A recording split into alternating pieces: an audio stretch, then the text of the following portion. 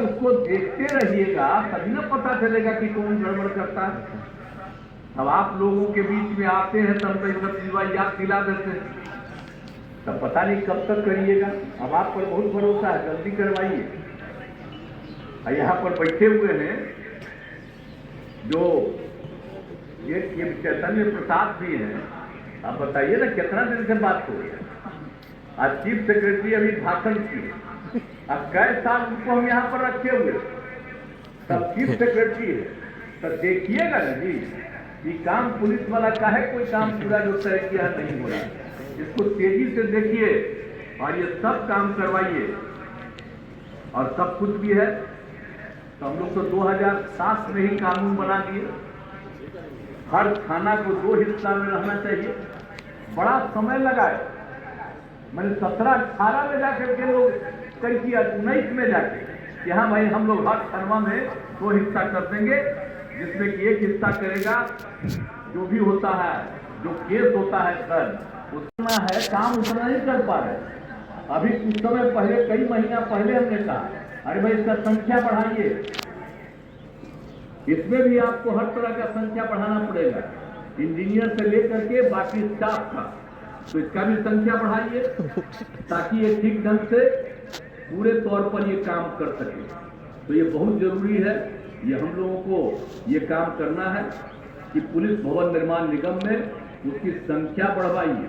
और दूसरी चीज है पुलिस भवन निर्माण निगम का कि हम कह रहे हैं कि जो चीज भी बिल्डिंग बनाइएगा, कोई घर बनाइएगा, लेकिन उसको मेंटेन करना, तो मेंटेनेंस के लिए भी कोई दूसरा नहीं करेगा, कोई ठेकेदारी करके मेंटेनेंस नहीं होना है।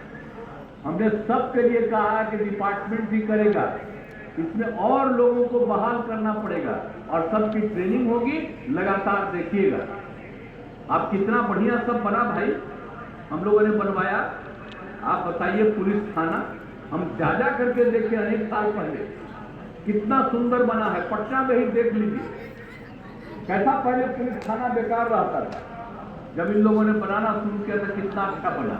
लेकिन इधर पता चलने लगा है कि सबका मेंटेनेंस ठीक नहीं है, कहीं कहीं नष्ट हो रहा है, तो इसलिए मेंटेनेंस करना बहुत जरूरी है, इसलिए इस पर भी ध्यान दीजिए।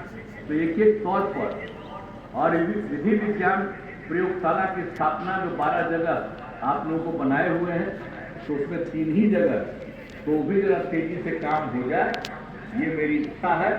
और इसके अलावे सब तरह से आप समझ लीजिए कि भाई कितना अच्छा काम हो रहा।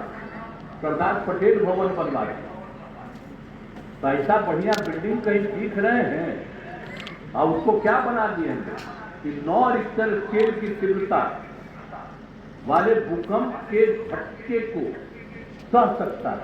अभी हम लोग बनाए हैं क्या के लिए, आजकल देख नहीं रहे हैं, अब भूकंप का चक्कर शुरू हो गया है, अभी दूसरे राज्यों में, दूसरे देशों में हो रहा, अभी तो बढ़ेगा, तब आप सोच लीजिए क्या हाल होगा। यहाँ तो बहुत पहले भूकंप हुआ, अभी तो 6-7 साल पहले भी यहाँ हुआ था, लेकिन अब और भूकंप की संभावनाएं बढ़ती चली जा रही है। और देखते हैं लेवल कितना बड़ा बड़ा हो रहा है, कितनी बड़ी संख्या में 2 जगह मरा है। तो इसलिए जरा भूकंप से बचाव के लिए ही हम लोगों ने बनवा दिया, आप समझ लीजिए सरदार पटेल भवन। तो इसलिए आप सब लोगों के लिए जब हम लोग ये सब सोच करके बता रहे हैं, आप मेंटेनेंस भी कितना बढ़िया, तो आप सब लोग जो अफसर लोग वहां रहते हैं, तो हमने जानबूझ करके मेंटेनेंस के लिए करवा दिया। अब कितना बढ़िया लगता है। नहीं तो पहले कोई बिल्डिंग बनता था और कोई पर प्रसाद बगल में करता था, तो उसी का दुर्गंध निकल को आते रहता था, कोई बिल्डिंग साफ रहता था। आज हम सब बिल्डिंग को साफ करने करवाते हैं, साफ कर लो, हम बना दिया हमने, सरदार पटेल भवन नामकरण दे दिया, उतना बढ़िया किए। तो जरा इसी तरह से जैसे हम सरदार पटेल भवन का करवाए, उसी तरह से आप लोगों का काम है कि सब थाना का, ओपी का और भी दूसरे जिला स्तर पर है, सब लोगों का सब मेंटेनेंस का काम ठीक से करिए, यही मेरा आग्रह है आप सब लोगों का। और देखिए सिपाही की भर्ती करवा रहे हैं, तो सिपाही और सब कुछ तो अभी तक कम में किए हैं आप लोग, संख्या तभी है। पहले ही हम लोग किए थे, जो पूरे देश में था, तभी पहले तय करवाए थे कि 1 लाख में 115 जो बाहर, तो किए तो भी पूरा नहीं किए। तो इस बार